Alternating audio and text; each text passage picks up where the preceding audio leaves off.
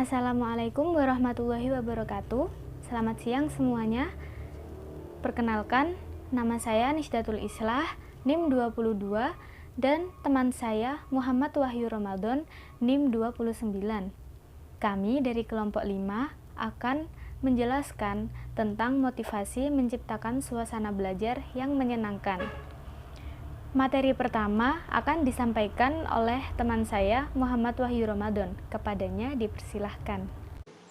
Baik, saya akan menerangkan materi yang pertama, yaitu tentang dampak kejenuhan pembelajaran bagi siswa. Kemunculan kejenuhan belajar bermula dari proses pengulangan kegiatan belajar dalam waktu yang panjang dan tidak menghasilkan prestasi yang memuaskan, sehingga muncul perasaan letih pada individu baik secara psikis maupun fisik. Kejenuhan belajar merupakan gejala psikologis yang menunjukkan keletihan emosi, sinis atau depersonalisasi, dan menurunnya keyakinan akademik siswa karena keterlibatan yang intensif dengan ketentuan belajar yang berlangsung cukup lama. Dampak yang dirasakan akibat kejenuhan belajar yaitu 1. Hancurnya semangat hidup atau belajar. Siswa itu tidak semangat lagi karena sistem pembelajarannya itu sangat jenuh atau siswa itu tidak tertarik, tidak semangat untuk melakukan pembelajaran. Yang kedua, putus sekolah. Siswa itu juga beringinan untuk putus sekolah karena sistem pembelajarannya tadi yaitu kurang mengasihkan. Jadi siswa itu berpikiran untuk tidak melanjutkan sekolah. Yang ketiga, terperangkap dalam tugas. Jika siswa itu sudah mendapatkan, siswa itu akan menunda-nunda tugas. Tugas satu belum selesai, siswa menunggu tugas yang lain, yaitu tugas siswa itu akan menumpuk dan siswa bingung untuk mengerjakan tugas-tugas itu, dan akhirnya siswa itu frustasi untuk tidak melanjutkan sekolah lagi, yaitu untuk putus sekolah. Yang 4, apatis menunggu pensiun tiba. Apatis itu tidak acuh atau cuek. Bagi siswa atau pelajar yang cuek, maka prestasi pelajar tersebut tidak akan naik karena siswa itu terlalu cuek dalam sistem pembelajaran. Yang kelima, meninggalkan tugas awal dengan mengerjakan rentang jabatan yang lebih tinggi. Contohnya, jika siswa itu senang terhadap materi bahasa Indonesia siswa itu dapat tugas materi matematika, dan karena siswa itu tidak suka matematika dan lebih suka bahasa Indonesia, maka siswa tersebut memilih mengerjakan bahasa Indonesia dan meninggalkan tugas awalnya yaitu pelajaran matematika. Yang keenam, membentuk coping strategi yang memungkinkan terjadinya pertumbuhan pribadi atau personal growth. Oke, selanjutnya yaitu pengertian pembelajaran yang efektif dan menyenangkan.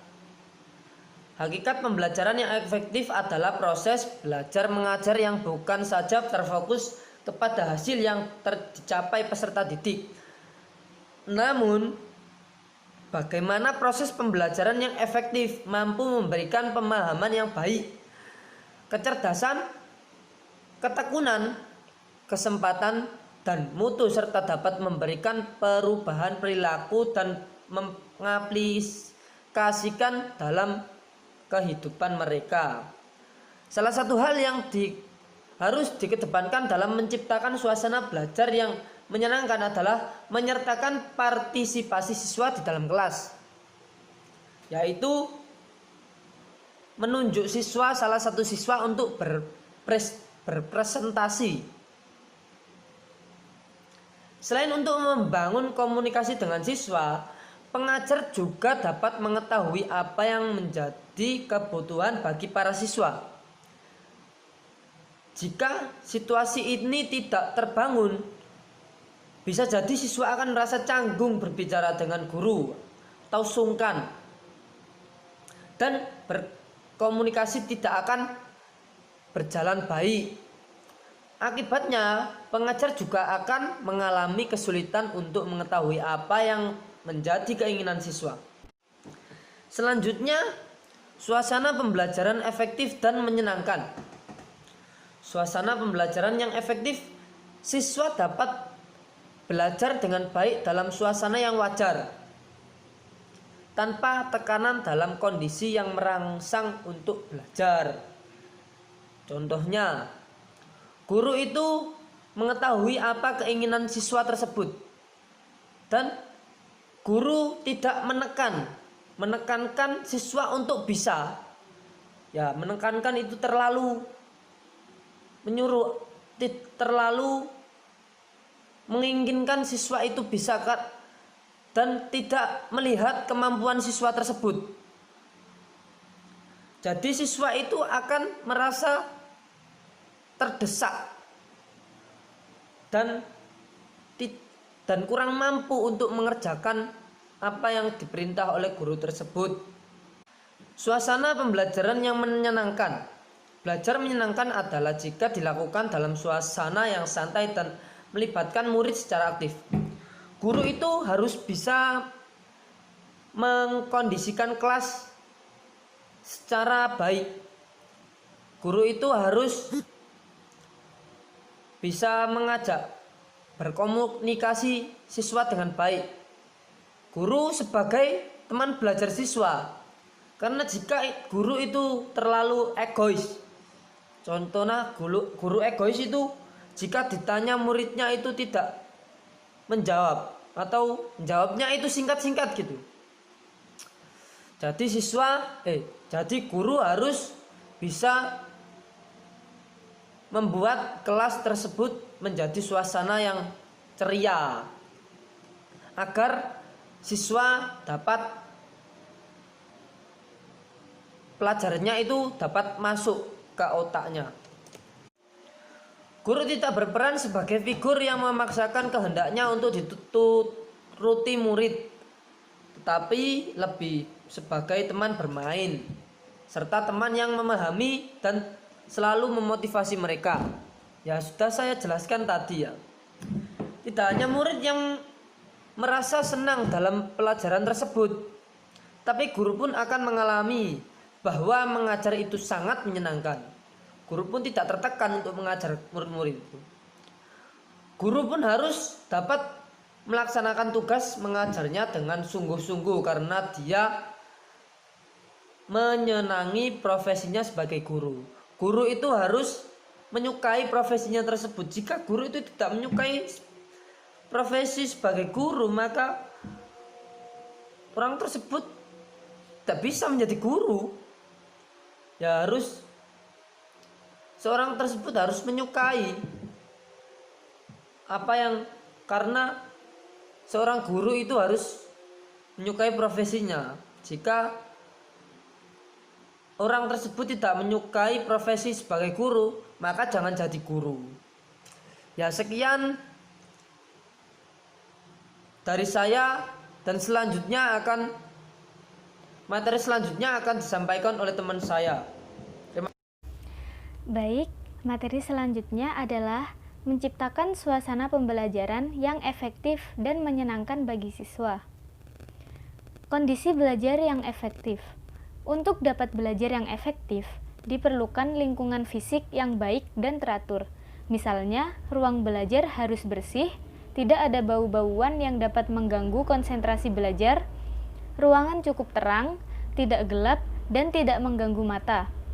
sarana yang diperlukan dalam belajar yang cukup atau lengkap. Dalam mewujudkan kondisi pembelajaran yang efektif, maka perlu dilakukan langkah-langkah berikut ini. 1. Melibatkan siswa secara aktif. 2. Menarik minat dan perhatian siswa. 3. Membangkitkan motivasi siswa. 4. Memberikan pelayanan individu siswa. 5. Menyiapkan dan menggunakan berbagai media dalam pembelajaran. Kemudian selanjutnya, menciptakan suasana belajar yang menyenangkan. 1. Ciptakan iklim yang nyaman buat anak didik Anda. 2. Dengarkan dengan serius setiap komentar atau pertanyaan yang diajukan oleh siswa Anda. 3. Jangan ragu memberikan pujian kepada siswa. 4. Beri pertanyaan yang mudah dijawab. 5. Biarkan siswa mengetahui pelajaran sebelum kelas dimulai. 6. Controlling. Dan materi yang terakhir adalah peran guru dan orang tua dalam menciptakan suasana belajar yang menyenangkan. Tugas orang tua dan guru tentu saja menumbuhkan rasa percaya diri mereka. Dari pengalaman hidup, kita sering menemukan begitu banyak anak yang ragu-ragu atas apa yang mereka pelajari, sehingga mereka perlu didorong dan diberi semangat lewat kata-kata dan perlakuan. Baik, saya akan menyampaikan kesimpulan dari materi yang sudah kita jelaskan tadi. Untuk mewujudkan pembelajaran yang efektif, ditinjau dari kondisi dan suasana serta upaya pemeliharaannya, maka guru selaku pembimbing harus melaksanakan proses pembelajaran tersebut secara maksimal. Selain itu, untuk menciptakan suasana dan kondisi yang efektif dalam pembelajaran, harus adanya faktor-faktor pendukung tertentu seperti lingkungan belajar, keahlian guru dalam mengajar, fasilitas dan sarana yang memadai, serta kerjasama yang baik antara guru dan peserta didik. Upaya-upaya tersebut merupakan usaha dalam menciptakan sekaligus memelihara kondisi dan suasana belajar yang kondusif, optimal, dan menyenangkan agar proses pembelajaran dapat berjalan secara efektif, sehingga tujuan pembelajaran prestasi dapat dicapai dengan maksimal. Jika pembelajaran tidak berjalan dengan efektif dan tidak menyenangkan bagi peserta didik akan mengalami kejenuhan dalam belajar. Guru hendaknya menggunakan metode pembelajaran yang bervariasi dan menciptakan pembelajaran yang menyenangkan bagi peserta didiknya, agar peserta didik tidak mengalami kejenuhan dalam belajar agar tujuan pembelajaran dapat berjalan seperti yang diharapkan. Sekian dari kami. Terima kasih, mohon maaf bila ada kesalahan kata. Wassalamualaikum warahmatullahi wabarakatuh.